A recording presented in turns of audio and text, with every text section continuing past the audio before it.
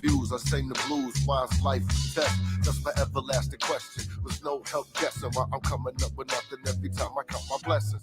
Thinking on this light that's at the end of the tunnel. But all the while I'm headed for the bottom of the funnel. Y'all know peace, what I mean. Peace, like peace. Cool. Welcome to another episode of Detroit.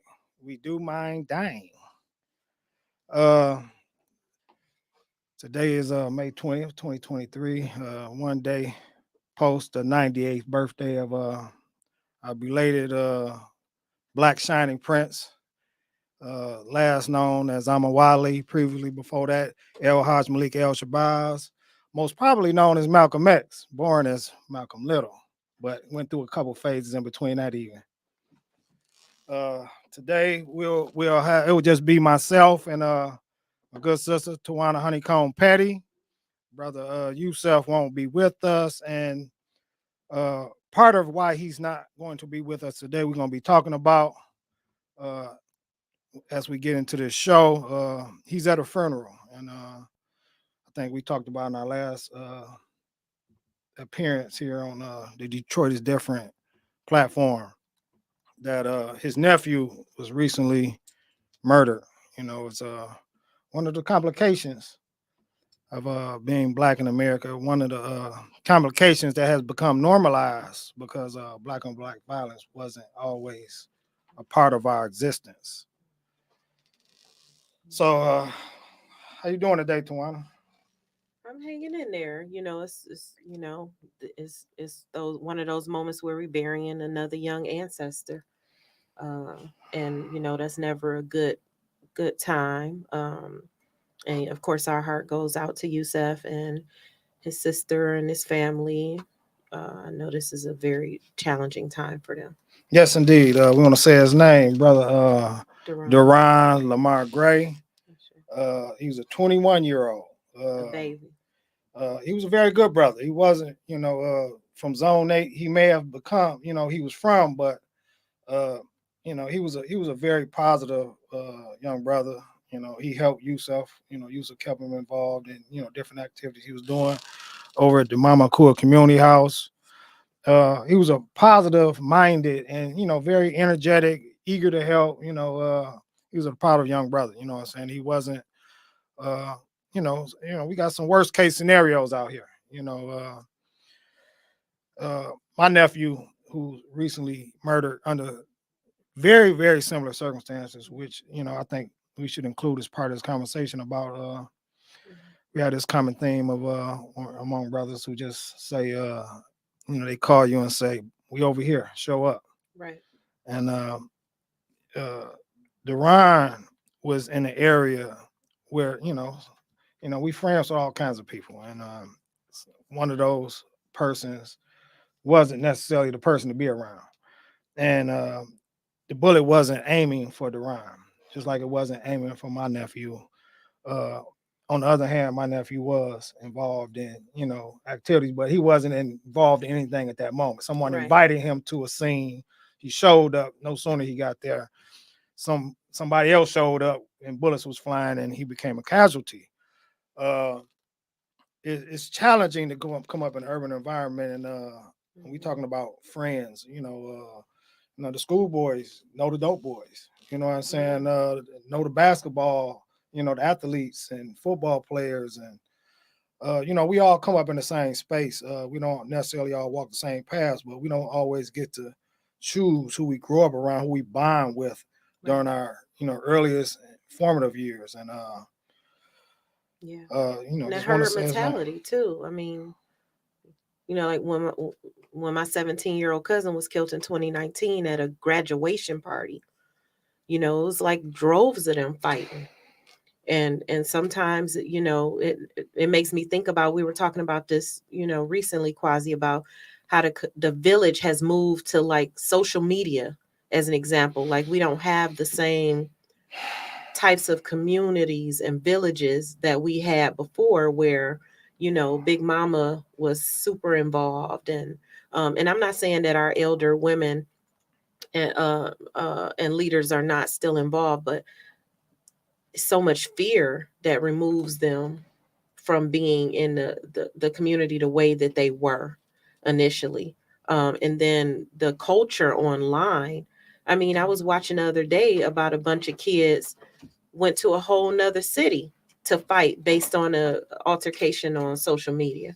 And so it's just, we've gotten to the point now Thank you. where we have to figure out what our interventions are and how we bring that village mentality back. Yes. Again, yesterday was Malcolm X 98th birthday. We remembered his brother primarily because of his brilliance. He left us, what I'm saying, spellbound by the simplicity of how he helped us understand reality, our oppressive reality. And, we fail to think that Malcolm wasn't always that way. Right. Malcolm was not always the brilliant guy that we last know him to have been. Right. And he was a knucklehead. He ran the block. He was Detroit engaged. Red. Yes, he was Detroit Red on these streets, and he was involved in all kinds of anti-community behavior. And he didn't just go to prison and change his life. Right. We got to contextualize some of this. Malcolm X did not want to change. Actually, he went to prison at age 20. He didn't go in. You know what he did? He went from Detroit Red and he started calling himself Satan. Woo. He doubled down on his ignorance. Right. And and that's a defense mechanism, right? It absolutely is. Most people that's running the streets aren't as ferocious, right, as they present themselves. They have more bark than bite. And what happens is when people generally go into a prison environment, they begin to exaggerate who they are. Right. You sold $10 rocks and now you was moving keys. Right. You know what I'm saying? The top kingpin in the United States. You was driving a Neon, but to everybody else, you was, spinning corners and vets. Right. I mean, we exaggerate our realities because we want to project a certain persona as a means of, protecting ourselves. Right? Yes, shielding ourselves against, the vultures. Right. And so, Malcolm was part of that. And Malcolm did not, he was functionally literate. He wasn't a reader of books. Malcolm said he had to learn. He studied the dictionary. Is one of the most notable things that I remember about Malcolm. But it was a brother, and people know him from the movie Bemby, who was a fellow prisoner. And Bemby was very gifted with words. Keep in mind that Malcolm used to be I call him a minor pimp in a sense, because he was involved in a bunch of different street activities. So he wasn't, to be a pimp, you had to be totally dedicated to that. So, he dabbled in a lot of different street hustles. Right. And prostituting women was one of them. But he was fascinated by Bemby's command of the spoken word. Bemby commanded attention just by speaking. Right. And Malcolm was impressed with that. And that was also a characteristic of the so-called pimp. Right. The pander of women. Swag. Right. But he knew how to communicate in a gifted way that commanded attention, that was very manipulative, but was very commanding. And so Malcolm was attracted to that. But not that Bemby was on some slick stuff, because Bemby actually encouraged Malcolm to develop himself, and Malcolm kind of resisted. A lot of people know that Malcolm, his brother, reached out to him and said that, I'm going to tell you about this guy named Elijah Muhammad. And, he can do this, he can do that, he can help you out, help straighten your life out, even, help get you out of prison or set you on your feet when you get out of prison. Right. Malcolm entertained it, but even then he entertained it as a scheme. He wasn't trying. I mean, let's keep this in context. Malcolm was not trying to change his life. Right. And he probably was questioning, like, why would this guy want to help me? I mean, right. You know what I'm saying? Ain't nothing free out here. Right. What's his angle? Yeah. Because all of the betrayal he had experienced. So yes, just and trying to contextualize that, Malcolm did eventually transform himself. Him and Elijah exchanged correspondence throughout his incarceration. I don't know exactly what point in his incarceration. Right. He was in prison nearly 7 years. Went in at 20 and came out at age 27. Uh, but we do know that over the course of his correspondence with Elijah Muhammad, he was convinced, or Elijah Muhammad guiding him. But Malcolm read those books Yeah. in those prison cells. He said in his autobiography that he began to wear eyeglasses because he would strain his eyes at nighttime trying to read with whatever little, rays of light shining from outside the cell. He would try to read, and he read all kinds of things. So he did begin to develop himself over time. But what we want to emphasize here is it was intervention. Yeah. That led to Malcolm's transformation. Malcolm just didn't become Malcolm X. Right. He was a fool. Yeah. He was a fool. Yeah. And he did turn his life around. And he became a brilliant, the brother said, Ossie Davis described at his funeral, he called him our Black Shining Prince. Yes. And, he said what we felt. And, we still feel those words today because our reality hasn't changed much from that time. Most powerful eulogy I've ever heard. So, in the remembrance of Malcolm, in the remembrance of Deron, in remembrance of DeMarco, my nephew, all of our young ancestors. Yes, the issue is we have to transform ourselves as a people. Yeah.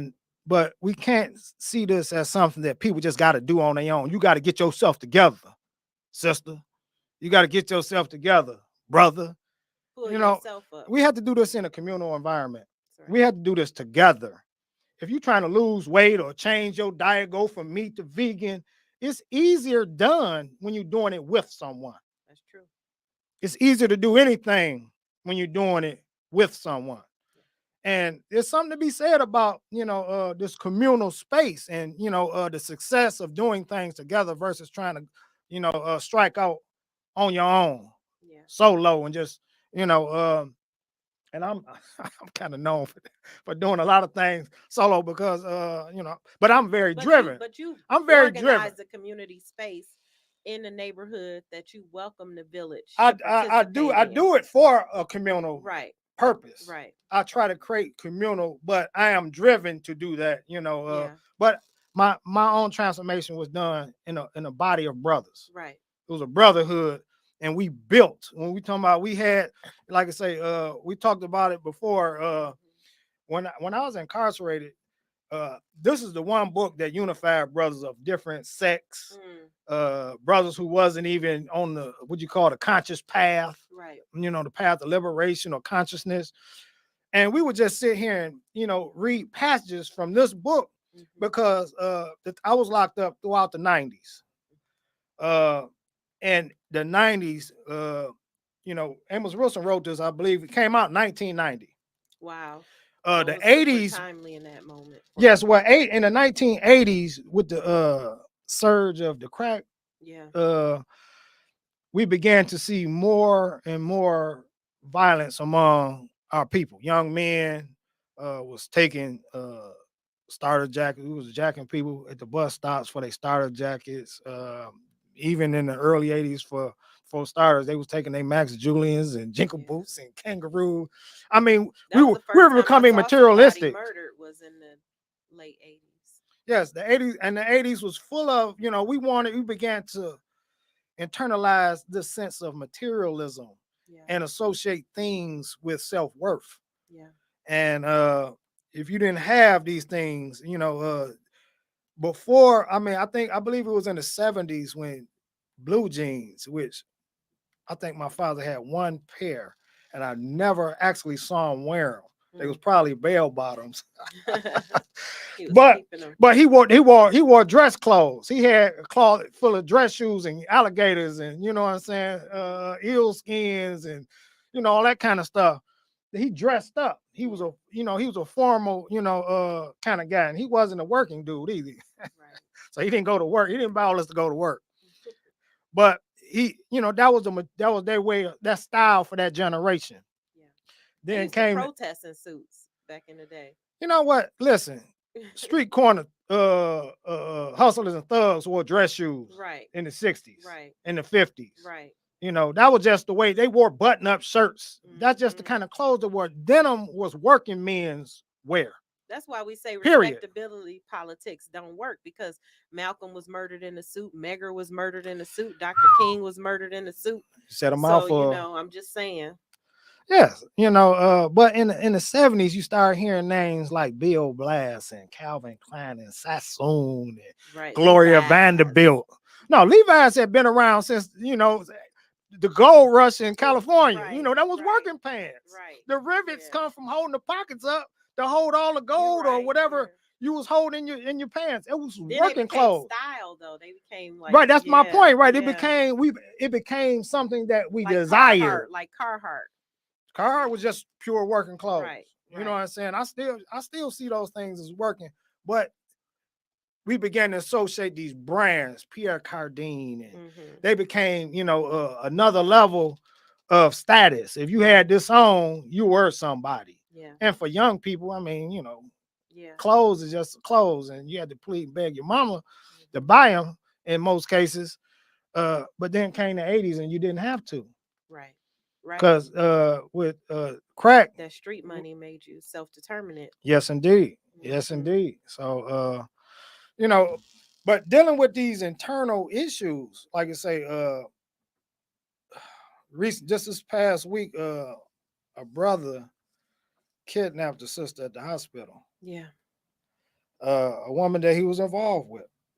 And apparently that was the second that they know of. Yes, absolutely. They showed that, he was with Crime Stoppers holding up a sign for the reward for the murder of an earlier girlfriend. Yeah. And he wasn't even considered a suspect. But now in this scenario, his fingerprints is over everything. Right. You know what I'm saying?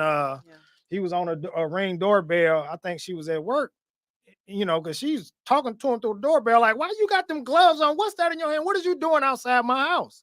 Wow. Yes, that's a video of that I saw on the internet. And she talking to him. I'm thinking that she's not in the house at this time.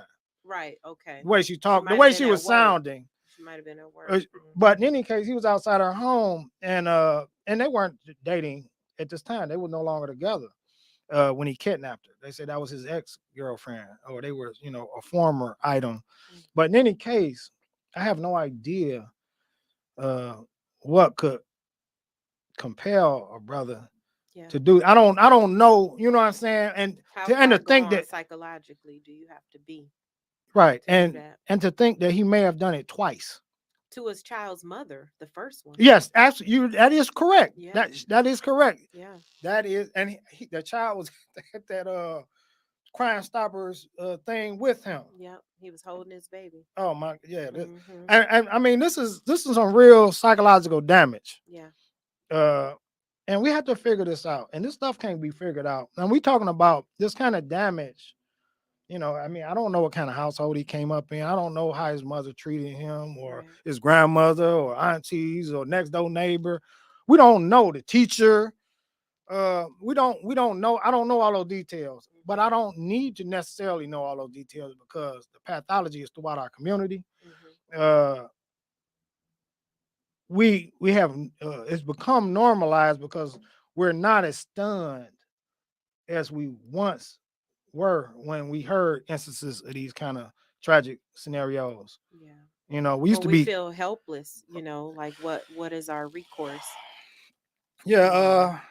I mean, and listen, I have my shirt on, you got too. Oh, we must stop being spectators and desensitized to our own demise.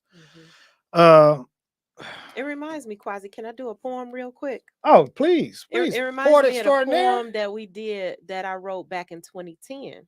Okay. When we met, and I know we're going to get to our books pretty soon, but it's a Heal Detroit poem. Okay. And so Heal Detroit was that event where we marched, the East and the West marched and met up in the middle at Palmer Park.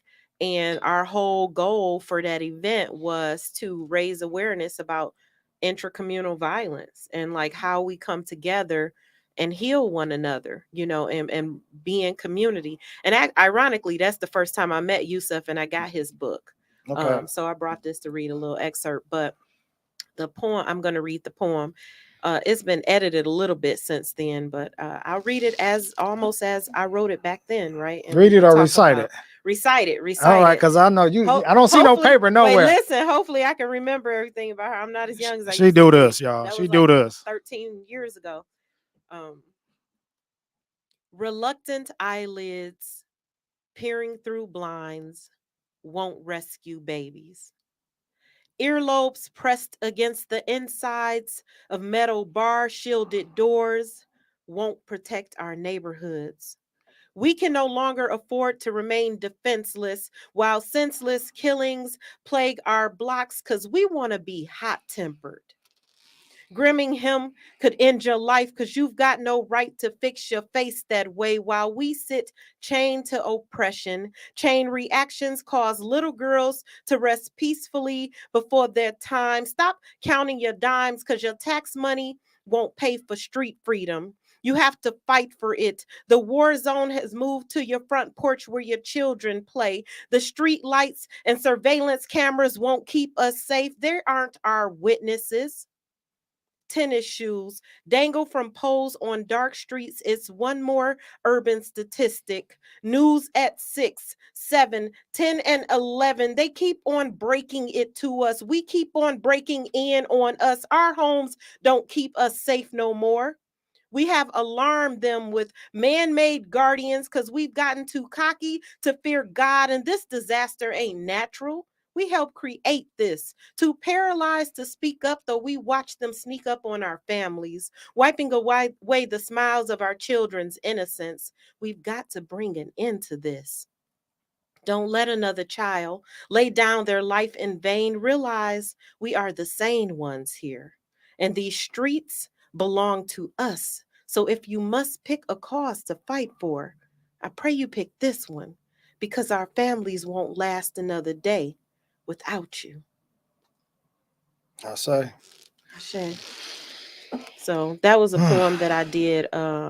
Yusuf would lovingly say that I opened for him with.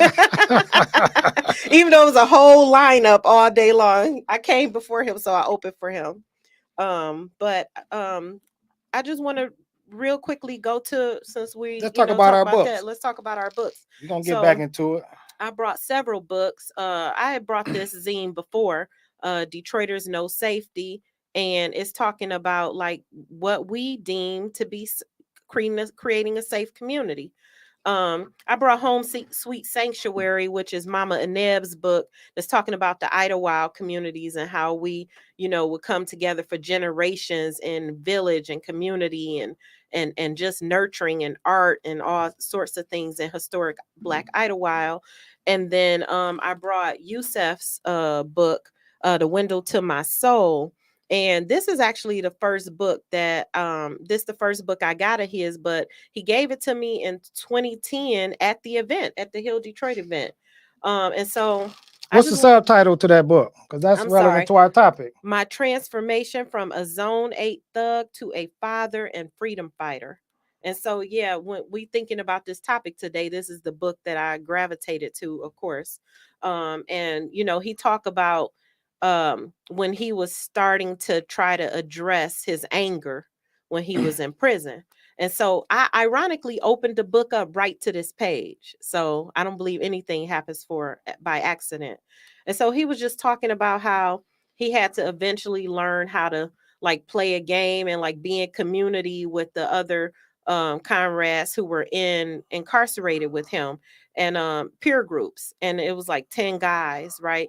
And so as he was like back home and going through his belongings, he found a letter, a report that he had written about his anger. And so I'll just read some of it. He said, anger is an emotional reaction to something. Anger is not bad or good, but it is an emotion that the majority of people don't know how to control. In particular, myself. I learned how to handle my anger in a bad way. It comes out negatively, such as cussing, fighting, pouting, and disobeying authority. I'm now learning to deal with my anger by calling meetings to talk about what makes me angry. Through this method, I am learning how to express my feelings. My group is helping me understand I can't take my anger out on anybody. I want to because my anger will still be there. Anger is also when you have hostile feelings towards someone.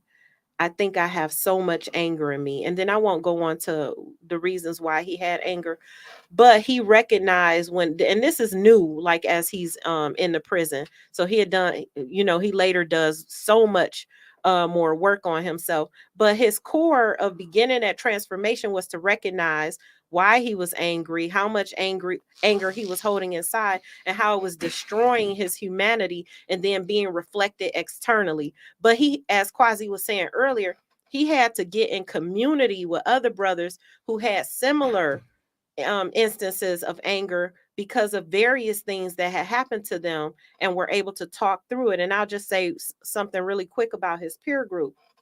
He said, our peer group consisted of 10 guys, and everybody in my group was fairly new. It was evident that everybody in my group had their own problems that eventually brought them to Maxie, which is where he was incarcerated. Some had been sexually abused, others had been drug addicted or alcoholic prison. Or alcoholic parents. Whatever the reasons that led them to Maxie, their victimization was bound to produce dysfunctional young people. And so he came to that awareness that there was a root cause, and that he had to struggle against those root causes in order to become that freedom fighter and that father to his children. And so I just wanted to lift that up today. No, that is so on point. We perfectly aligned. Um, I deliberately think about what kind of shirt I'm gonna wear to the show. Right. I'm, That's why I wore this. I was like, I I got to think show Quasi. about, because I wanted to convey Okay. something of value to the listening audience. I want to convey something. I want it to rest on their mind. Problem solver, and Right. as a freedom fighter, as a revolutionary nationalist, our life is just engulfed with problems. Life without oppression is engulfed with problems. Life itself, I mean, we have to, solve problems just to eat. Right. We got to figure out where the food coming from, whether we grow it, whether we harvest it from the wild, whether we hunt an animal. I mean, those are problems that requires solutions. Right. It's always been, it's long been my belief. I can't say always, that there's an answer, there's a solution to every problem, to every single problem that we confront, that we face. However, before you can solve any problem, you must understand that problem. Right. If you don't understand the problem, there's no chance you're gonna solve it. That's right. The reason why cancer still exists, with all the money dumped onto the scientific community resolve, they still haven't figured out what causes cancer. Right. So they try to say everything does. I mean, right? They still struggling, but they don't know the cause. Right. When you know the cause of something, it's easier, like you say, and it's getting to the root of the problem. Right. What is the root cause of this pathology that's got us killing one another? Yeah. Malcolm talked about a lot of things, and Malcolm was a victim of it as well. Malcolm was a victim of what we call black on black violence. Yeah. Fratricide. Yeah. Intra-communal violence. Malcolm was a victim, but Malcolm, that's not one of the speeches that I remember. Malcolm wasn't talking about us killing one another. He was talking about us being killed and brutalized by others. Right. Because at that time, it wasn't widespread. Not to say that we didn't, you know what I'm saying? We didn't do it. Right. But it wasn't so common that he had to, devise a speech around it, or figure a way to, how do we communicate this idea to our people. He didn't have to do that, but he was a victim of that. Right. And we have to try to get a better grip on try to understand what's going on with our children. Why are they acting up? Narrative plays, and we got to be calm in doing roles. It plays, narrative plays a huge role in how we see ourselves. We had these tremendous, amazing leaders like Malcolm, Martin, etc. So many. And and I know, I don't know exact timelines, but I can say that the pride that we had in our community was targeted intentionally, and dehumanizing us is a $1 trillion industry because it feeds it feeds mass incarceration, and other industries that are carceral. And so, when I think about Detroit and how targeted and consistent narrative is towards making us feel like we are not humans, real human beings, fully whole human beings, until of course there's an infusion of white residents, and then there's a positive narrative spin on Detroit. But I know what that did to me psychologically growing up. I know how it felt to feel like you were ashamed The to hood. tell people you came from Detroit. Like anytime I would go somewhere, it's like, oh, Michigan, because I was so ashamed. And so once I got to the point where I was like, wait a minute, in community, able to shake that off, I started to be able to see why so many young people, their defense mechanism is to find some kind of pride in being from here. And a lot of time, your pride in being from here is in your thugness. You know what I'm saying? It's like you get to Detroit say made you me. tough, Detroit, grit, gritty. And that is where you find a pride. But they all say they trying to, everybody, you hear young people say, the goal was to get out. Right. Well, they told that's Go the only where? way you can make something. And get out and go Yeah. where and to be what? And Right. you know what I'm saying? Who are you outside the environment that created you? Right. Now we can we shape we are not just shaped by environment, but we also shape our environment. Yeah. And how do you become productive despite your environment is the question. the thing is, when like I used to tell in my work with young people, one of my things I used to tell them is, when you rep your hood, you don't destroy your hood. Right. You make your hood the most envious hood. Right. You don't let nobody else destroy your hood either. Right. I say that's repping your hood. Yeah. Being on the block, making all the noise, you know what I'm saying, making your neighbors hate you. Yeah. Yeah. But me and Mm-hmm. Joe was talking about that earlier, Quasi, like that kind of love, especially among men, is treated as a weakness. It's not seen as we shape strong that. And strength. We shape that. You know, we shape by, and then we're shaping it. We perpetuate it's instead of breaking. Cycle. Right. It's a looping cycle. And so that's where, but that's where the answer to our problems is. How do we break that? You know what I'm saying? If we understand that we are creating this devastation, we're creating this pathology. Mm-hmm. Because brothers sit around other brothers and tell war stories. We tell our little exploits of women. Right. We do these things, and no one speaks up and said, "No, that's foul right there." Yeah. You know what I'm saying? I draw the line there. Yeah. You know what I'm saying? If everybody else going with it, even if you disagree with it, the average cat might not say nothing. Right. Yeah. Yeah.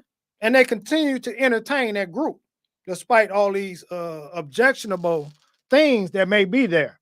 Mm-hmm. Like you say, the athlete, the academic, and the street hustler all combined. They all be together sometimes. Right. You know what I'm saying? They don't all have the same aspirations in life. Mm-hmm. They all don't have the same, possibilities necessarily. Right. Though they may come off the same block. But they tolerate, certain things from one another. Mm-hmm. They might, the worst case scenario is the street guy might mock the schoolboy. Right. You know what I'm saying? I used to get. I might try to punk the athlete because you play football, you ain't tough. Yeah. I mean, those things are real. They happen. But we remain friends.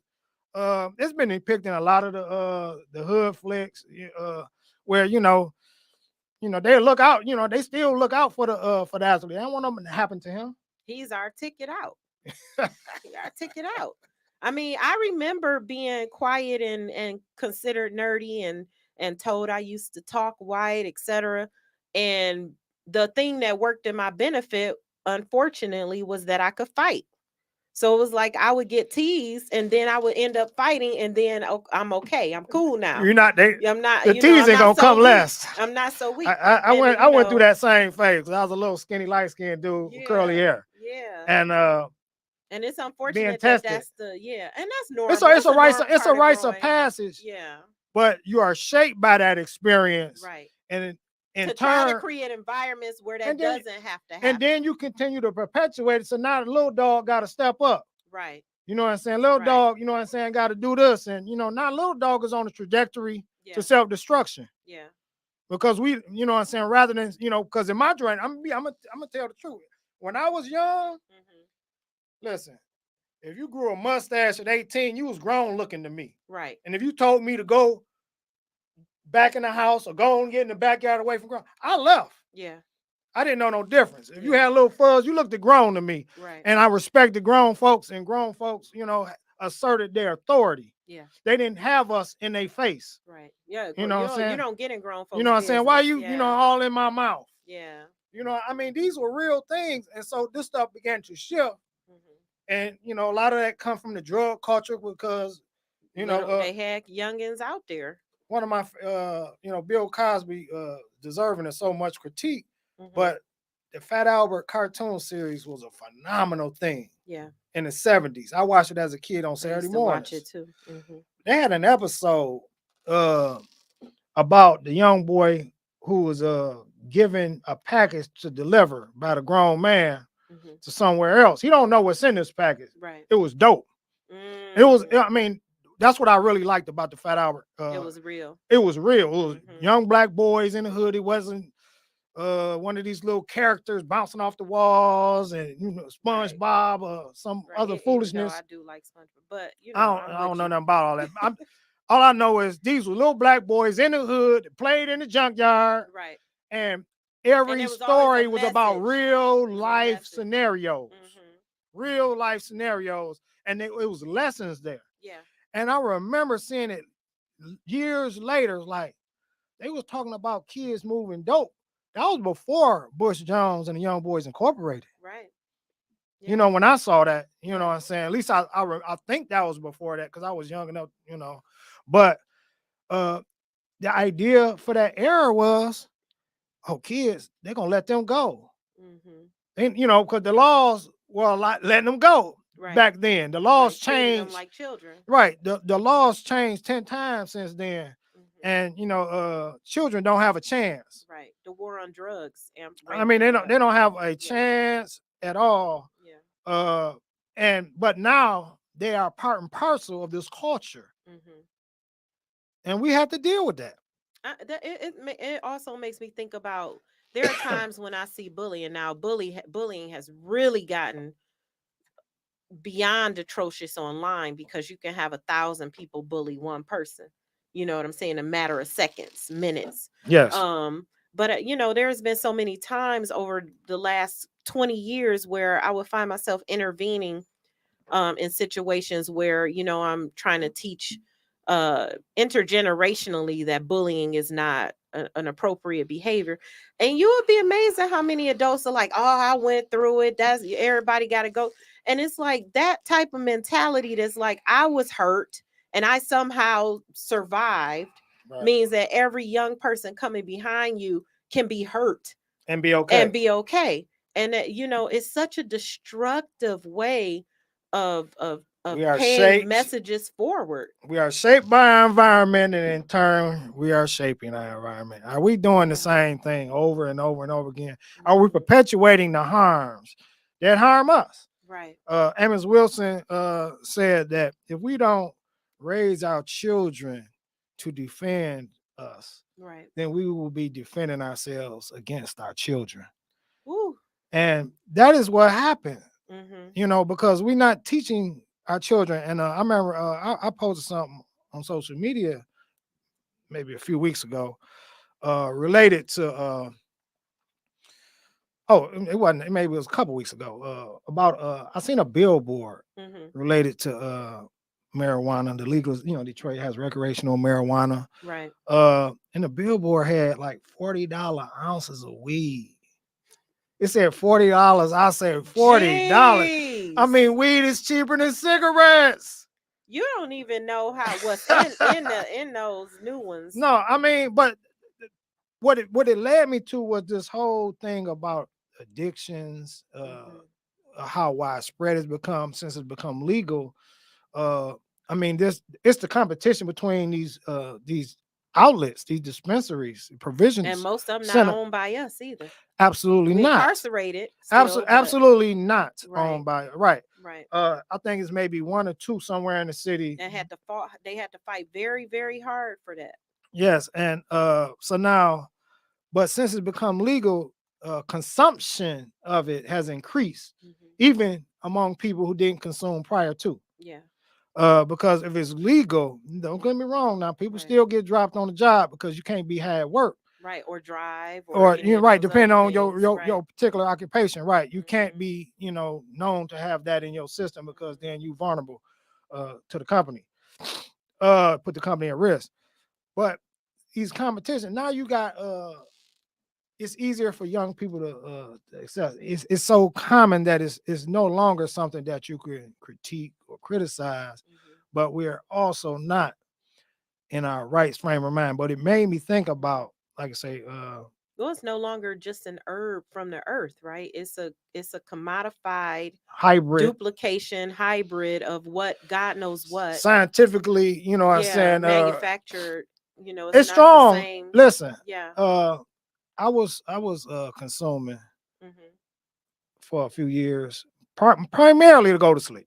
Right. Primarily, I struggle with sleep, and I in December, spontaneously, without a plan, without even thinking about it, I just like, I'm done. Right. But I have been thinking about it, and for some time, because I realized that even but when it became legal, I got a medical card. So now I was able, before it became recreational, I was able, and it was cheaper. You could still, you buy, it wasn't cheap, it was $40 an ounce. Right. Nowhere. But at the end of the day, I noticed that I was becoming more lazy.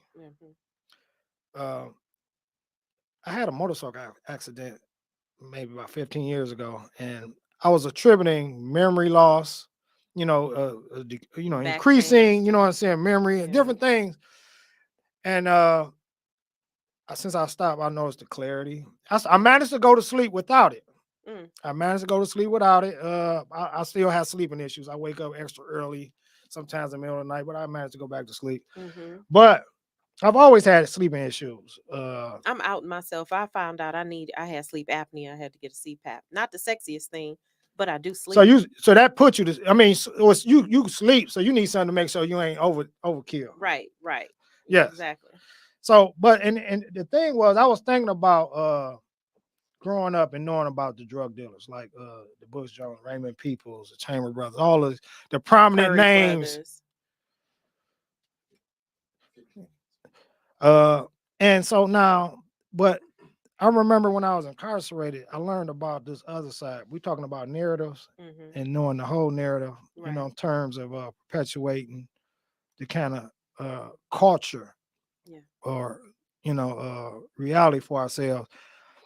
Brother Malik Yakini was on the radio. It was one of our ancestors, Kwame Kenyatta, had a weekly radio show on the public school station, which no longer exists. They gave it to the corporate forces.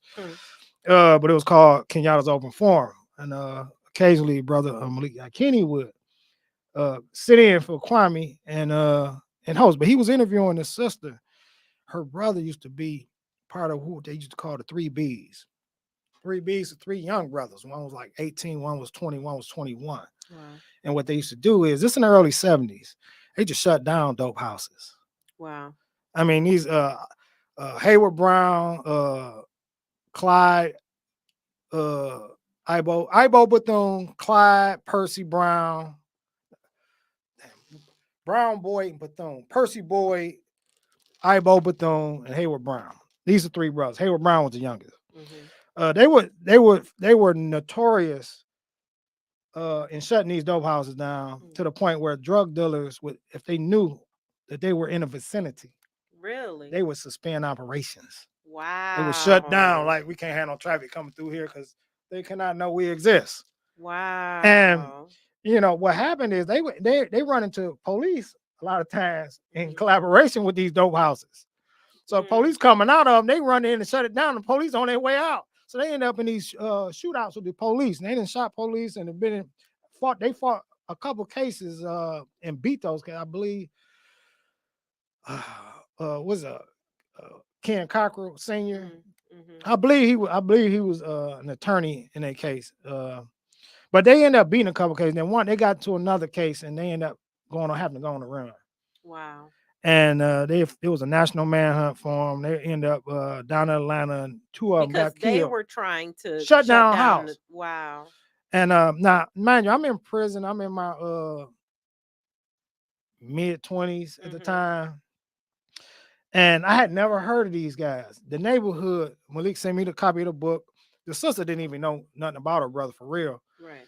And so the best part of the book was the clippings from the news articles. Wow. She can only tell you the family life because he didn't tell her. Yeah. But 1 year, her brother was Ebo.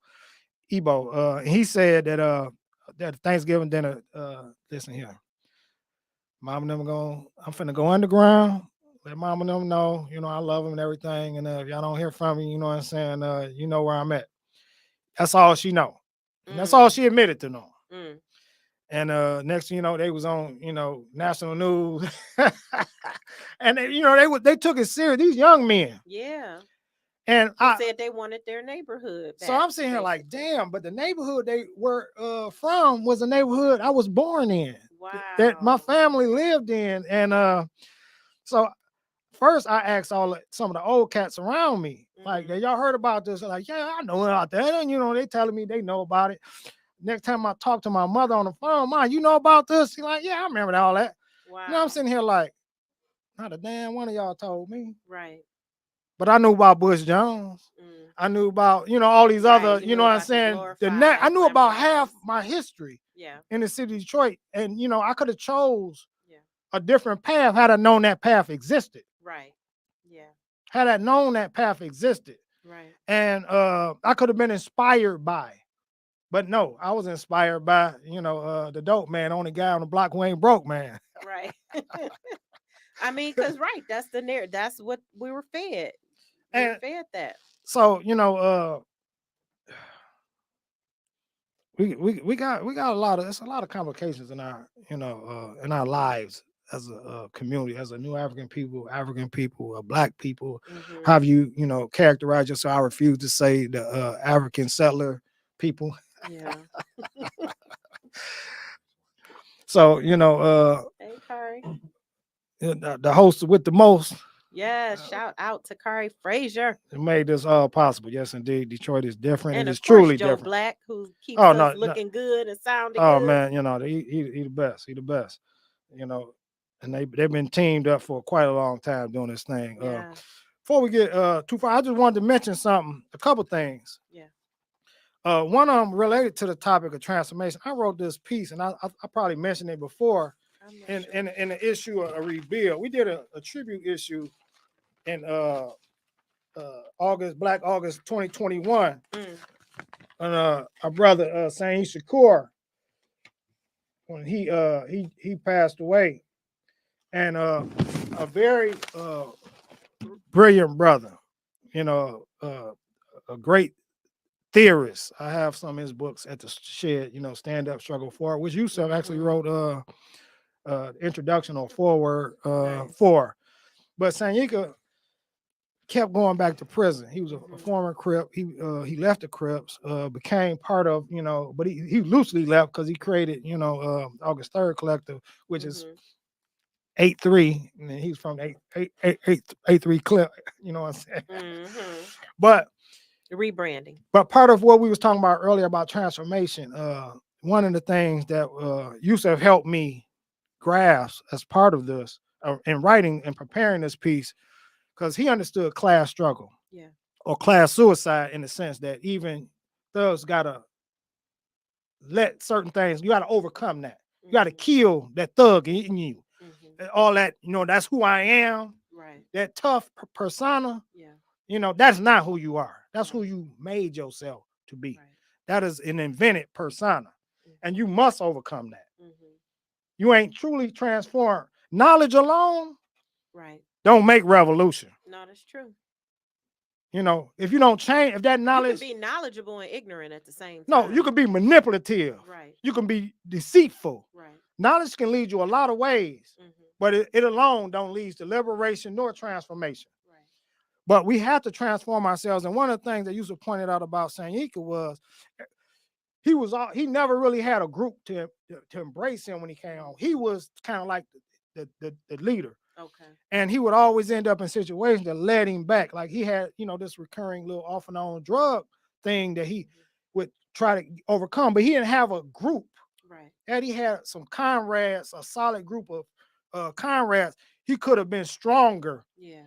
in his own Right. Had transformation people who were benefiting because off he of knew him better. staying in that. And I don't want to pat myself on. I think this is a very good piece because a lot of the words I use is Sanyika's own words about himself and his own struggle, his own from becoming a member of the Crips to his exit from the Crips to his struggle to even stay on the streets to lead the way he thought need to be led, about his own understanding of transformation and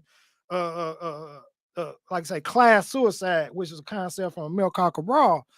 And he was referring to the bourgeois lining up with the working class and overcoming, getting rid of those upper class aspirations and lining up with your people. Yeah. You know what I'm saying? You work for, the government. You know what I'm saying? Be one with your people, your everyday, ordinary, working class people. Right. You know what I'm saying? And we need that kind of solidarity with one another. And we don't have that because some people got more on their plate than others, and they got more to lose than others. And a lot of people got stuff that they've been working so hard for, and they don't want to lose, so they don't want to rock no boats. But we have to deal with that. Yeah. If anybody want, I didn't bring this up just to show to briefly do that. You can download a PDF of this at the rebuildcollective.org at the website. We have a resource page with a bunch of information. You can also read the latest edition of Rebuild that just dropped. I probably had the print edition laying on my front porch today, but definitely check this out. This from August 2021. Sanyika, it's a nice piece. I really thought long and hard about how I wanted to treat this brother because I got mad respect for Sanyika. But also I want to talk about something else on a lighter note. On a lighter note, we got a couple things for tomorrow. Salute back to you, Ben Frank. Thanks for we doing this. The Shed is teaming up with I'm a Detroit. We're gonna be over at the Shed. It's an outdoor musical experience. I'm a Piano Day party. Yes. This first thing is gonna be in tribute to Malcolm X. We honor Malcolm X tomorrow afternoon from 2 to 6. My sister Tawana got something. We out here. We doing these things. We got a discotheque and skate. This is tomorrow at El Kebalan Village. The food is going to be provided by It's Food Detroit. Brittany. Yes, Brittany. And it's a collaboration between the Detroit Digital Justice Coalition, El Kebalan Village, Detroit Community Technology Project, Detroit is Different, Riverwise Magazine, Family First Solar, Petty Propolis, Feed 'em Freedom Growers, and Decrypted. We're going to have free food. We're going to have tech stations. We're going to have skating. You don't have to skate, but you can skate. They have skates there, but bring your own if you have skates. And there's going to be big board games. Shout out to Ivy Locks. That's Danielle.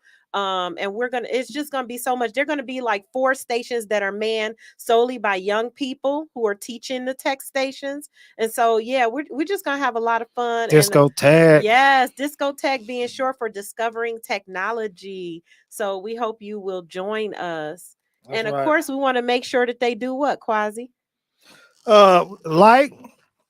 Like our program, subscribe, hit the subscribe button so you can get this on a regular.